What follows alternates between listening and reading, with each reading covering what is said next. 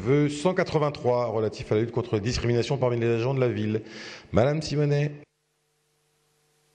Alors, lors de la séance d'avril 2019, dans ma question d'actualité, j'avais alerté l'ensemble des conseillers de Paris que vous êtes sur une situation qui m'avait été rapportée et que j'estimais assez grave. Enfin, sur plusieurs situations, mais là, ce vœu ne porte que sur l'une. Il s'agit d'un fonctionnaire catégorie A qui avait le sentiment qui ressentait avoir été victime de discrimination et qui avait alerté à plus d'une fois sa hiérarchie.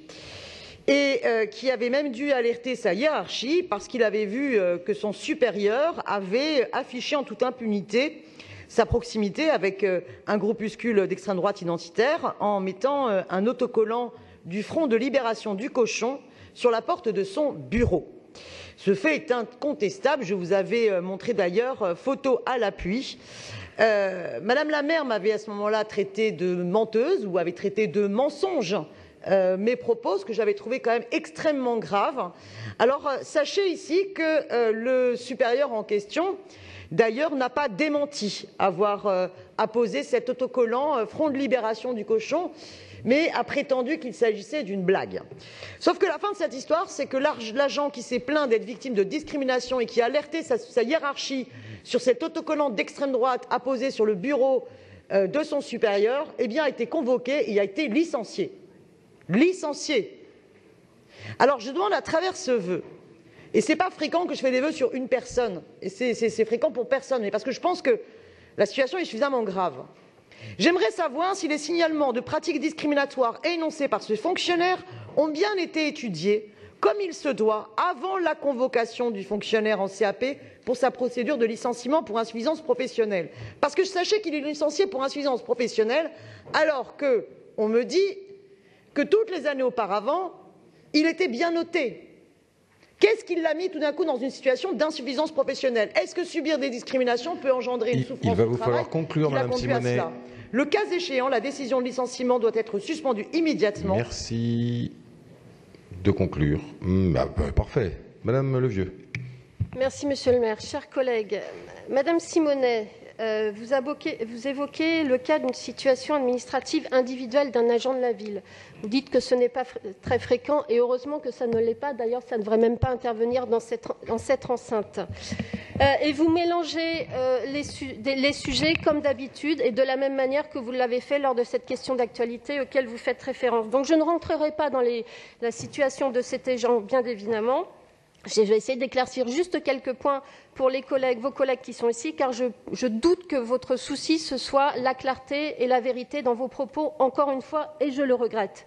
Une CAP s'est effectivement tenue concernant l'agent que vous citez. Elle s'est tenue évidemment dans les règles pour un licenciement pour insuffisance professionnelle. Je vous rappelle juste que ça se tient dans le cadre d'une CAP, que cette CAP est composée de manière paritaire, c'est-à-dire des représentants de l'administration et des représentants des organisations syndicales, que la décision a été prise en ce sens. J'indique que je présidais cette CAP et que pour ce type de licenciements, qui ne sont pas fréquents évidemment, la situation de l'agent non en tant que sanction, puisque ce n'était pas une CAP, une instance disciplinaire, mais au regard de son parcours professionnel, ce sont ses qualités, ses compétences professionnelles qui ont été étudiées sur plusieurs années, pas sur les derniers mois, sur plusieurs années. Et dans le dossier qui a été constitué à cet effet, un certain nombre d'agents qui ont eu l'occasion de travailler avec l'agent, donc je ne sais pas si vous cherchez à le défendre, parce que je ne crois pas que vous y arriverez malheureusement, ont porté des témoignages et ont expliqué leur situation. Donc, en fait, ce que vous êtes en train de faire, c'est de porter préjudice non seulement peut-être à l'agent que vous prétendez défendre, mais à l'ensemble des autres agents de la collectivité qui ont contribué à ce dossier. Donc, franchement, je vous demande de faire attention. En plus, une fois de plus, vous vous appuyez et vous exposez pas des réalités, mais des accusations sans autre forme de procès, puisque vous accusez son supérieur hiérarchique, d'avoir des liens avec l'extrême droite. Comme ça, vous balancez ça. Je vous informe que le nom de cet agent, sa photo a circulé sur les réseaux sociaux avec des menaces, encore des attaques, et vous ne faites autre chose que de répéter ce que vous entendez comme ça, sans autre forme de procès. C'est indigne, Madame Simonet, je vous le dis très sincèrement, c'est indigne. Il faut arrêter ce type d'agissement. Vous n'aidez personne, vous n'éclairez en rien la situation, et vous accusez, c'est pas moi que vous accusez, c'est pas la direction de la ville que vous accusez, c'est l'ensemble des agents qui procèdent à l'ensemble de ces dispositifs. Donc, Madame voilà, Simonet, vous laissez finir Madame Levieux qui va aller sur sa conclusion. Donc, voilà, mon temps, évidemment, sur une situation, c'est extrêmement compliqué, vous l'entendrez, d'autant qu'il n'est évidemment pas question de rentrer sur des cas individuels. Mais franchement, je vous demande à nouveau de faire attention à vos prises de position et à vos interpellations sur ce type de sujet. Je vous remercie. Merci. Donc, le vœu 183 est soumis au vote avec un avis défavorable. Qui est pour? Qui est contre? Oui, mais j'ai compris qu'il était maintenu. Je le mets au vote du coup. Qui est pour? Qui est contre? Il est rejeté. Nous allons